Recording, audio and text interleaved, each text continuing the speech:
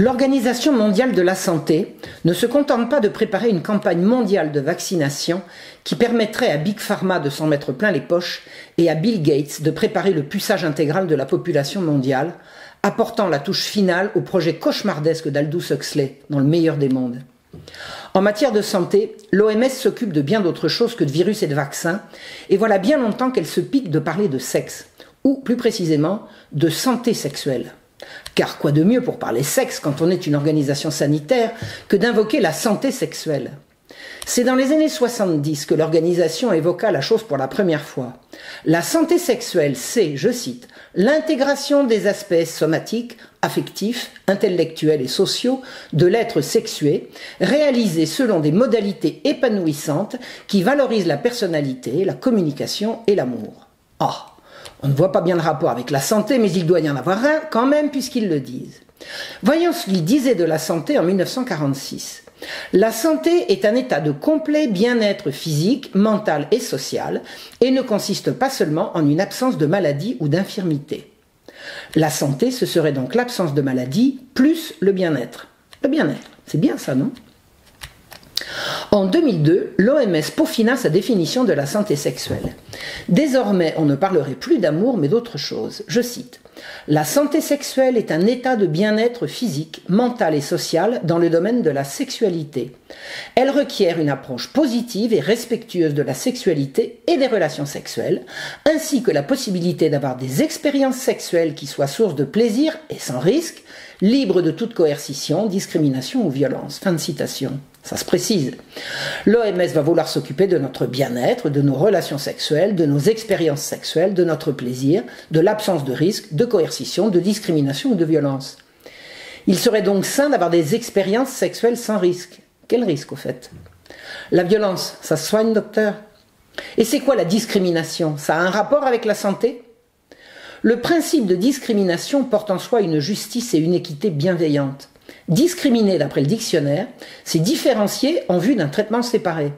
Cela signifie donc considérer deux éléments distincts avec des approches distinctes. On ne remplit pas l'assiette de papa comme celle du bébé.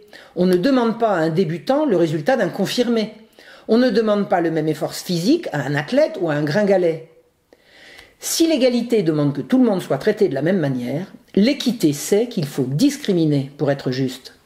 C'est en discriminant les femmes que la loi, en 1892, entendit les protéger en interdisant de les faire travailler la nuit.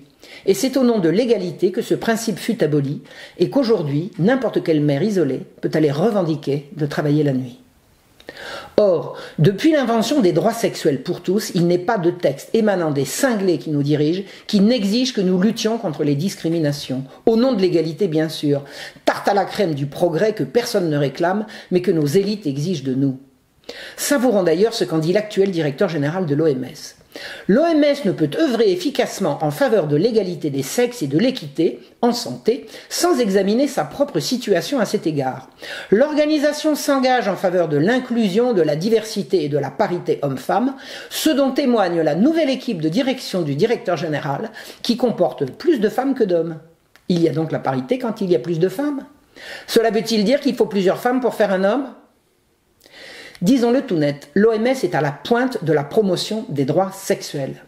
La Déclaration des droits sexuels, publiée en 2008 par la plus que contestée Fédération internationale du planning familial, qui planifie la famille par la promotion à tout va de l'avortement pour toutes et vit du trafic de fœtus, a été validée par l'OMS en 2015 lors de la publication d'un document intitulé « Santé sexuelle, droits de l'homme et le droit », où il est écrit en préambule « Les droits sexuels de toutes les personnes doivent être respectés, protégés et réalisés ». Pour ceux qui ne savent pas encore, voici ce que sont les droits sexuels tels que l'IPPF, nom international du planning familial, les a définis en 2008. Article 1er, c'est le droit de jouir d'une sexualité indépendante de la reproduction et d'une reproduction indépendante de la sexualité. On a bien entendu. Il n'y aura plus aucun rapport entre faire l'amour et faire des enfants. Pourquoi ? Eh bien, parce que le sexe, ce n'est plus le moyen de se reproduire, c'est le moyen de jouir. Et il y a pour nous expliquer de grands savants qu'on appelle des sexologues. Et la chose ne date pas d'aujourd'hui. Voilà près d'un siècle qu'en Allemagne, en 1921, s'est tenue une première rencontre de sexologie organisée par un certain Magnus Hirschfeld. 5 ans plus tard, son compatriote Albert Moll en organisait un autre et les congrès de sexologie vont se suivre jusqu'à la décapitation totale du mouvement en 1933. Il n'est pas aisé de dire pourquoi les nazis ont mis fin à la grande vague sexologique. Était-ce parce que ses dirigeants étaient tous juifs? Parce qu'ils étaient de gauche? Ou bien parce qu'ils étaient tous homosexuels? Ou alors, simplement parce qu'ils corrompaient la jeunesse? On ne sait pas. Toujours est-il que la sexologie allemande d'avant-guerre fit la part belle à l'homosexualité et que de ce point de vue, il est aisé de comprendre que la chose avait peu à voir avec la reproduction de l'espèce. Séparer le sexe de la reproduction et la reproduction du sexe, la chose semblait couler de source pour ces praticiens de la sodomie. Or donc, le sexe n'est plus pour faire des bébés mais pour jouer avec. C'est en tout cas ce que vont nous affirmer tous les organismes dépendants des Nations Unies auxquels l'OMS va apporter sa caution. Mais revenons au droit sexuel de l'IPPF. Quand on a compris que le sexe n'est plus relié à la reproduction de l'espèce, reste à comprendre qu'il nous sert à jouir et que jouir est devenu un droit. Un droit, il y a les droits de l'homme et parmi ceux-ci, les droits sexuels. Il précise, chacun doit pouvoir contrôler tout ce qui touche à sa sexualité en tenant compte des droits d'autrui et des capacités évolutives de l'enfant. Les enfants auraient donc également le droit de jouir, et oui, mais il faudra tenir compte de leur âge. Lequel ? Référons-nous de nouveau au document de 2015. L'OMS y précise que, je cite, « D'un point de vue juridique, les adolescents de moins de 18 ans sont reconnus comme détenteurs de tous les droits de l'homme. » Et elle définit les adolescents comme des personnes âgées de 10 à 19 ans. À partir de 10 ans, un enfant peut donc jouir des droits sexuels, mais en tenant compte de ses capacités évolutives. La formule relève du miracle. Elle réussit à faire croire qu'elle dit quelque chose alors qu'elle ne dit rien, ni qui tiendra compte de quoi, ni à quel propos. Et ces capacités évolutives sont la seule restriction qu'on trouvera dans tous ces textes à l'attribution de tous les droits sexuels aux petits d'hommes à partir de 10 ans. On spécifie même qu'ils pourront progressivement exercer leurs droits tout seuls. Je cite, « Les droits et protections garantis aux personnes de moins de 18 ans diffèrent des droits des adultes et doivent tenir compte des capacités évolutives de chaque enfant à exercer ses droits pour son propre compte. » Ça s'appelle les droits de l'enfant et on annonce bien ici qu'on se passera des parents. C'est d'ailleurs spécifié plus loin. Les sociétés doivent créer des environnements au sein desquels l'enfant peut réaliser ses capacités maximales et se voir octroyer plus de respect pour sa capacité à prendre des décisions responsables concernant sa vie. De quel genre de décision parle-t-on ici dans un manifeste pour les droits sexuels, sinon des décisions concernant la sexualité ? Les droits sexuels doivent pouvoir s'exercer, je cite, sans intrusion arbitraire ni limitation fondée sur des croyances culturelles ou l'idéologie politique dominante, ou encore sur des notions discriminatoires d'ordre public, de moralité publique, de santé publique ou de sécurité publique. Fin de citation. Voilà donc le programme. Pour faire valoir les droits sexuels des personnes, il faudra mettre de côté l'ordre et la moralité publique qui sont discriminatoires. Or, c'est bien l'OMS qui a dit que la santé sexuelle implique de pouvoir avoir des relations sexuelles sans discrimination. Maintenant qu'on sait que la morale et l'ordre public sont discriminatoires, on approche de ce que l'OMS nous prépare en matière de santé sexuelle. C'est d'ailleurs précisé plus loin. La non-discrimination interdit toute préférence, distinction, exclusion ou restriction fondée sur le sexe, l'âge, le genre, l'identité de genre, l'orientation sexuelle. Interdire une activité sexuelle en fonction de l'âge sera donc discriminatoire, donc interdit. Interdire le sexe aux enfants sera donc discriminatoire, on ne rêve pas. C'est bien ce qui est écrit. On n'aura plus le droit d'interdire le sexe aux enfants. Ce sera discriminatoire. Et les parents là-dedans? On ne les oublie pas. L'OMS le dit en toutes lettres en 2015. Je cite, « Les parents ont besoin d'une éducation et d'une information adéquates qui renforcent leur capacité à établir des relations de confiance avec leurs enfants adolescents afin que les questions de sexualité et les comportements sexuels puissent être discutés ouvertement et que les droits des adolescents soient respectés. On va donc éduquer les parents à ne pas perturber les droits sexuels de leurs enfants. Ces nouveaux droits impliquent le droit à une éducation spécifique. Ce sera l'éducation sexuelle à l'école. Et là, l'OMS va être plus explicite encore que l'IPPF auquel il se réfère par ailleurs. En 2010, Elle publie les standards pour l'éducation sexuelle en Europe, avec un préalable. Donner une éducation sexuelle, notamment dans les écoles, n'est pas toujours chose aisée. La démarche rencontre souvent des résistances, motivées le plus souvent par des peurs et des préjugés. Si les gens ne sont pas d'accord, c'est qu'ils ont peur et qu'ils ont des préjugés, pas qu'ils ne sont simplement pas d'accord. Pour être suffisamment valorisée, l'éducation sexuelle devrait devenir une branche d'examen. Une branche d'examen? On a déjà des examens en biologie, non? Que propose-t-on d'autre? La masturbation, le changement de sexe, la pose de préservatif, la sodomie sans peine? La psychologie, plus spécialement la psychologie du développement, montre que les enfants naissent sexués, dit-on. Précisons, les fœtus sont sexués, ils sont mâles ou femelles, mais ce n'est pas ça que ça veut dire. On introduit ici le mensonge de Kinsey qui prétendit « Children are sexual from birth ». Les enfants sont sexuels dès la naissance. C'est une arnaque. Il faut lire Judith Reisman et ses magnifiques travaux. On veut nous faire croire que les enfants peuvent avoir une vie sexuelle. C'est faux. L'enfance, c'est justement la période de la vie qui précède la sexualité. Je cite les signes précurseurs de la future perception sexuelle, par exemple la capacité d'apprécier le contact physique, sont présents dès la naissance. Mais en quoi la capacité d'apprécier les contacts physiques est-elle sexuelle? C'est réduire le sexe au plaisir qu'il procure. Mange-t-on uniquement parce qu'on y prend du plaisir? L'éducation sexuelle commencera dès la naissance. En quel honneur? Et en quelle langue? L'éducation sexuelle est basée sur des informations précises et scientifiquement étayées. Ah oui, étayées par qui? Par Kinsey et consorts. Kinsey était un pervers sexuel payé par l'Institut Rockefeller pour détruire la morale publique occidentale pour commencer et mondiale ensuite. Kinsey a fait violer des centaines d'enfants par des pédophiles pour observer les réactions des victimes et remplir les pages de son livre d'observations sur leurs prétendus orgasmes. Les objectifs de l'éducation sexuelle sont de favoriser le respect de la diversité sexuelle et des différences entre les sexes, ainsi que la prise de conscience de l'identité sexuelle et des rôles socialement associés au genre. Mais c'est ici l'introduction de l'homosexualité comme norme et de l'idée qu'on peut choisir son sexe, donc on peut en changer.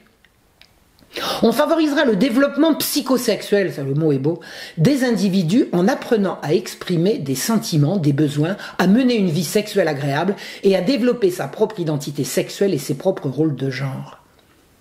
Non mais l'école est-elle là pour apprendre aux jeunes à mener une vie sexuelle agréable? On ne sait plus lire ni écrire, mais on apprend à jouir.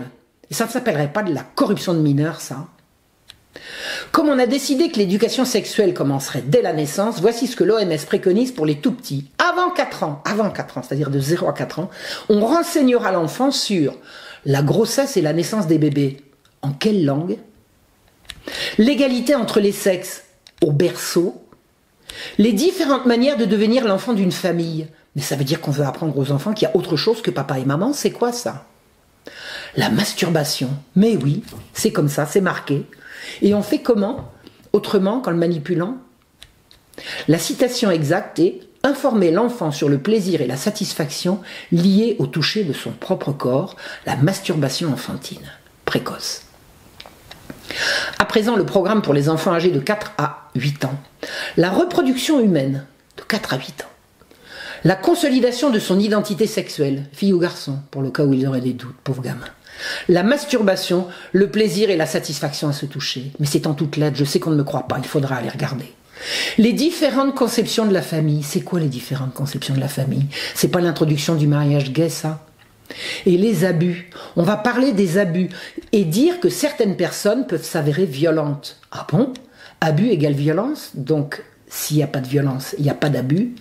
On ne serait pas en train d'introduire l'idée de consentement et de dire que s'il n'y a pas eu violence, c'est que le gosse était d'accord. Les relations entre les personnes de même sexe et le respect des différentes normes en matière de sexualité. Et oui, on promet donc bien ici l'homosexualité. Quoi d'autre? La conscience de pouvoir choisir et affirmer mon corps m'appartient avec son corollaire. J'ai le droit de dire non, c'est-à-dire j'ai le droit de dire oui. Le respect des différentes normes en matière de sexualité. Attendez, à 5 ans. À 5 ans. La référence à la masturbation reviendra à tous les âges, de 4 ans à la sortie du lycée, âge auquel on parlera des relations sexuelles transactionnelles, autre mot pour dire prostitution. L'UNESCO ne saurait prendre parti dans le grand débat sur l'éducation sexuelle à l'école sans que l'OMS y apporte sa caution. Ce fut le cas en mai 2010, quand l'agence dédiée à l'éducation et à la culture publia ses principes directeurs destinés à tous les professionnels de l'enseignement. Précisons que la présidente de l'UNESCO, l'agence située à Paris, est Audrey Azoulay, qui fut ministre de la Culture de Nicolas Sarkozy et signa en 2017 un décret autorisant l'accès des mineurs aux scènes de sexe non simulées dans les salles de cinéma. La raison de cette décision ? Eh bien, cette interdiction n'est plus justifiée aujourd'hui en raison des changements de mœurs et de mentalité. Ça, c'est de la culture. Or donc, sous le patronage de l'OMS, voici ce que nous prépare l'UNESCO à l'horizon de 2030 en matière d'éducation, de santé et bien-être, d'égalité des genres, Il n'y a pas si longtemps, les gens avaient un sexe et les mots un genre. Le temps change avec la théorie du genre, la théorie du même nom.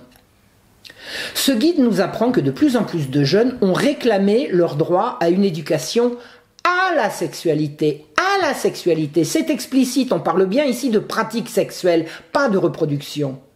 Mais depuis quand est-ce que l'éducation consiste à répondre à la demande des jeunes? A-t-on pensé à leur apprendre à rouler des pétards ou à conduire sans permis? Trop de jeunes, dit-on, reçoivent une éducation incomplète et fondée sur des jugements de valeur.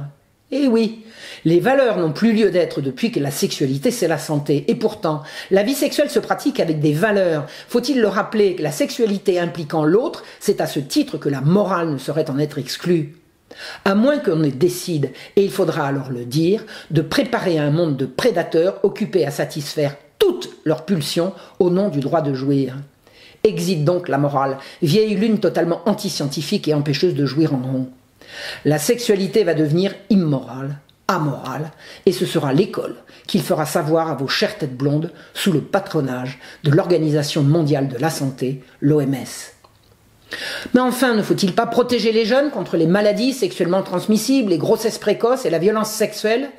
Évidemment, mais on pourrait commencer par leur recommander de jouer à des jeux de leur âge. La sexualisation des enfants peut-elle être combattue par la sexualisation des enfants? L'éducation à la sexualité doit commencer, assure-t-on, avant que les jeunes soient sexuellement actifs. Pourquoi? Eh bien, encore une fois, parce que. Aucune autre raison. Parce que c'est comme ça. Or, je signale que c'est un crime et que c'est puni par la loi. Ça s'appelle l'attentat à la pudeur et la corruption de mineurs. L'UNESCO n'oublie pas, comme ont fait avant elle l'OMS et l'IPPF, de dénoncer les inadmissibles mutilations sexuelles féminines. Veut-on une preuve que les justifications de ce programme sont fallacieuses? Comment peut-on lutter contre les discriminations, réclamer à corps et à cri l'égalité, vouer aux gémonies les mutilations féminines sans toucher aux masculines? On se moque de nous. Pour lutter contre les avortements clandestins, on promeut bien évidemment l'avortement sûr. On n'a jamais pensé à promouvoir la naissance, ni l'abstinence, ni suggéré de jouer à des jeux de son âge. Ce n'est jamais en option. Santé sexuelle, c'est liberté, et liberté, c'est avortement. Partout, tout le temps, dans tous les textes, en permanence. À chaque fois qu'il sera question de santé sexuelle, de droits sexuels, de libération des femmes, de droits des femmes, reviendra comme une scie, comme un leitmotiv obsessionnel, le droit à l'avortement. Pour tout, partout, tout le temps. L'avortement par aspiration, l'avortement par pilule, l'avortement à l'école, à l'infirmerie, l'avortement derrière le dos des parents, et mieux, derrière le dos du mari. Mais oui. Les droits sexuels sont avant tout des droits de l'homme, et les droits de l'homme, c'est aussi le droit des femmes. Et l'avortement est un droit des femmes. Et les femmes ne sont pas des mineurs, elles ont le droit de décider pour elles-mêmes.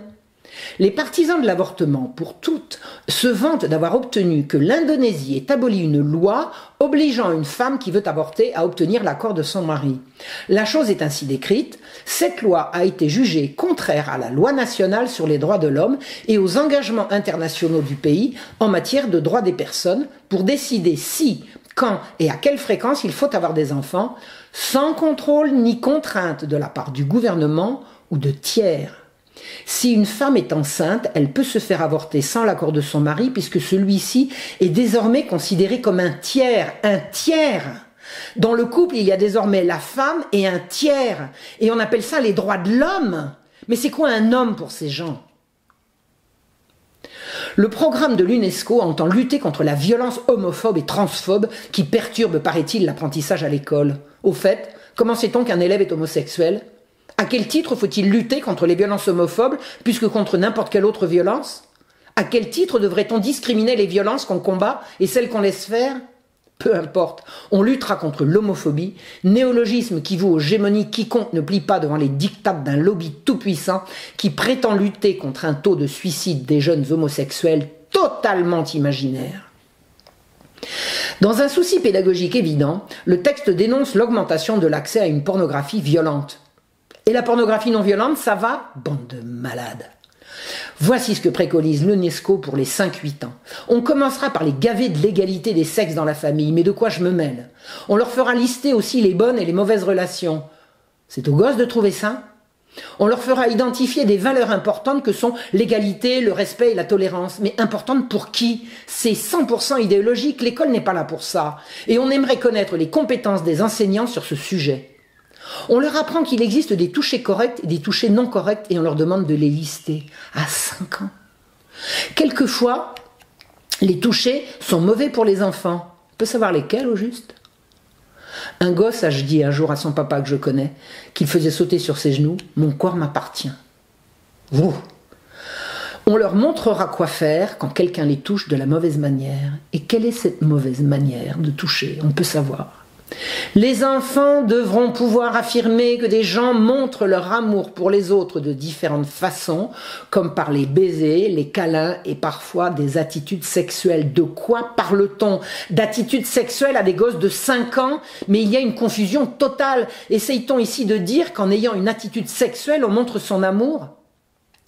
On explique que tous les enfants doivent être désirés et soignés. Ah bon? Et s'ils ne sont pas désirés, on en fait quoi? On les retire à leur famille pour les donner à d'autres? On va leur montrer la différence entre le sexe biologique et le genre. Le genre qui n'existe pas. C'est la théorie du genre qui justifie les opérations de changement de sexe qui pourront se faire derrière le dos des parents au titre du droit des enfants. Voici le programme pour les 9-12 ans. Attention, danger! Les parents, éducateurs ou autres membres de la famille aident les enfants à acquérir les valeurs et aident les enfants à prendre leurs propres décisions. Les enfants n'ont pas à prendre des décisions, ce sont les parents qui le font. On sape ici l'autorité parentale à partir de 9 ans. Les parents ne sont plus là que pour conseiller. Alors qu'on est censé parler ici d'éducation sexuelle, quel est le rapport? Ça se rappelle les droits sexuels accordés à tout le monde sans discrimination sur l'âge. Les enfants ont des droits sexuels et ils ont le droit de prendre leurs propres décisions. C'est clair? Les parents ne pourront plus s'opposer à une relation sexuelle de leur enfant avec qui que ce soit si l'enfant l'a décidé. On fera connaître que tous les membres de la famille peuvent promouvoir l'égalité dans la famille. Les enfants de 9 ans vont promouvoir l'égalité entre papa et maman, mais de quoi tu te mêles? Les valeurs familiales saines impliquent la coopération, l'amour, l'égalité des genres, le respect mutuel. Et l'autorité, elle a disparu. On leur expliquera que la masturbation commence à la puberté et même avant. On a affaire là à des gosses de 9 ans. On leur apprend donc bien la masturbation, non? Comment connaissent-ils le mot? Ils sont préadolescents. C'est de l'incitation pour ceux qui n'y ont pas pensé. On est passé de la diabolisation d'hier à la promotion aujourd'hui. On va discuter avec eux de l'importance de décider en toute connaissance de cause d'avoir ou pas des relations sexuelles. Ils ont 9 ans. On explique comment poser des préservatifs masculins et féminins pour réduire le risque de grossesse non désirée, ce qui est un pléonasme en demeurant. Pour les 12-15 ans, on va rappeler comment les normes sexuelles et les stéréotypes de genre ont un impact sur les relations romantiques. Qui a qualification pour parler de ça? Qui a défini ces problèmes et qui prétend leur trouver des solutions? Et c'est quoi le problème? Celui des couples gays? On fait bien ici l'apologie de la marge en culpabilisant la norme. On leur apprendra à faire la différence entre les mythes et les faits en matière de sexualité. On oppose les mythes aux faits, mais quels faits? Quels mythes? En fait, on fait relever la morale des mythes et la licence des faits, c'est-à-dire de la science. C'est l'évacuation de la morale. C'est Kinsey, le prédateur, le menteur, le pervers, utilisé par l'Institut Rockefeller pour détruire la morale et la famille. On leur inculquera que c'est à eux de décider quand et avec qui avoir des relations sexuelles. C'est la validation de leur consentement à 12 ans, hors de toute morale importune. On va discuter des relations sexuelles transactionnelles. C'est bien le nouveau mot pour prostitution, non? Et on va discuter des risques qu'elles impliquent. Les risques, la morale est évidemment totalement absente. C'est monstrueux, il n'y a plus d'autorité parentale pour interdire à une fille de faire la putain. On pourra dire non à la putophobie, reconnaissance du travail sexuel. Ils ont 12 ans. On évoque la contraception d'urgence, c'est-à-dire l'avortement médicamenteux. En France, on prévient les gamines qu'elles peuvent se faire avorter discrètement à l'infirmerie de l'école, mais on leur spécifie qu'elles ont le droit de prévenir leurs parents. Non mais encore heureux. On insiste sur les risques inhérents à la grossesse précoce et aux grossesses rapprochées, à 12 ans. Pour les 15-18 ans, il existe des relations saines et des relations malsaines. Ok, lesquelles ? On fera reconnaître que tout le monde peut devenir parent indépendamment du genre, de la maladie comme le VIH, de l'orientation sexuelle ou de l'identité de genre. C'est bien la GPA-PMA, non ? De quoi parle-t-on ? En tout cas, c'est la validation du mariage pour tous. Parlons relations transactionnelles. On rappellera que les relations transactionnelles peuvent limiter la possibilité de sexe sans risque. On dit ici que faire la pute, c'est risqué, la pute ou le pute au demeurant. Sous-entendu, si vous prenez suffisamment de précautions, allez-y. Mais c'est pas de la corruption de mineurs, ça. Vivre sa vie sexuelle librement implique de savoir comment éviter les maladies et les grossesses non désirées. La grossesse est définitivement présentée comme un risque, comme un mal. C'est la validation de la sexualité comme source de plaisir et non transmission de la vie. Les élèves doivent évaluer les risques et les avantages de l'adoption. Mais c'est l'adoption comme un droit. L'adoption de qui ? Le droit à l'adoption sous-tend le trafic d'enfants. L'adoption est une option pour des gens qui ne sont pas prêts ou pas capables de devenir parents. Pas prêts pourquoi ? Parce qu'ils sont trop jeunes et alors ils peuvent adopter ? Pas capables pourquoi ? Parce qu'ils sont homosexuels ? C'est un droit sur les enfants des autres. L'ouverture à la GPA et la PMA, c'est l'arrachage des enfants aux familles, pas dans la norme. C'est ce qu'on a vu faire en Angleterre et en Europe du Nord. C'est ce qu'on voit de plus en plus apparaître en France. C'est l'horreur absolue. Dans ce vaste programme de promotion du sexe pour tous, avec tous, sous couvert d'avortement libre et gratuit à tout âge, se révèle une atteinte des plus graves à la parentalité. Si on imagine qu'on pourra s'élever contre ces façons de faire pour en protéger ses enfants, on se trompe. Voilà ce qu'affirme l'OMS en 2015 dans son guide dont l'élaboration a été financée notamment par l'Open Society de George Soros. Les parents tuteurs peuvent envoyer leurs enfants dans une école de leur choix avec des approches éducatives religieuses ou autres, mais les écoles elles-mêmes sont soumises à une réglementation par le droit national, notamment en ce qui concerne la fourniture d'une éducation sexuelle obligatoire. Ni les parents ne sont censés s'opposer à ce programme, ni aucune clause de conscience s'opposer à la multiplication des avortements tous azimuts. Les normes internationales en matière de droits de l'homme stipulent clairement que, bien que le droit à la liberté de pensée, de conscience et de religion soit protégé par le droit international des droits de l'homme, la liberté de manifester sa religion ou ses convictions peut être soumise à des restrictions afin de protéger les droits de l'homme. Les États ont la responsabilité particulière de veiller à ce que les adolescents ne soient pas privés d'informations ou de services de santé sexuelle et reproductive en raison de l'objection de conscience des prestataires. Au nom de la santé sexuelle, l'OMS est derrière toute une entreprise mondiale de corruption de la jeunesse par le sexe et une culture de mort. Il faut lire les documents issus de l'OMS ou parrainés par l'OMS. On en donnera la liste en annexe. Il faut le voir pour le croire. L'organisation soutient les droits des clandestins, des prisonniers, des transsexuels qui doivent pouvoir bénéficier non seulement des fonds publics pour des opérations de mutilation irréversibles, mais également de la modification de l'état civil. Rien ne semble devoir être oublié dans cette litanie de négation de la réalité et de total renversement des valeurs. C'est l'OMS qui, le 11 mars 2020, a qualifié de pandémie l'apparition de la Covid-19, déclenchant par le monde une réaction de panique et une atteinte sans précédent à la liberté des peuples. Quantité d'avis de médecins de par le monde nous permettent de comprendre qu'il s'agit, en interdisant l'accès aux médicaments traditionnels et bon marché qui ont montré leur efficacité, d'une gigantesque escroquerie destinée à promouvoir la vaccination de masse et le programme de puçage des populations. L'OMS n'est plus, s'il a jamais été, un organisme indépendant soucieux de santé publique, mais le bras omniprésent d'une politique criminelle promue par Bill Gates, l'ami de Jeffrey Epstein, et ce qu'on appelle désormais Big Pharma. Le 12 mars 2020, le gouvernement français renouvelait l'accord cadre de coopération renforcée avec l'OMS jusqu'en 2025. Le gouvernement français s'est donc autorisé, à l'encontre de la procédure imposée par l'article 53 de la Constitution, à soumettre le pays aux normes sanitaires de l'OMS, organisation devenue totalement illégitime par son financement quasi privé et qui promeut partout la corruption des mineurs et la destruction de l'enfance et de la famille. Réveillez-vous!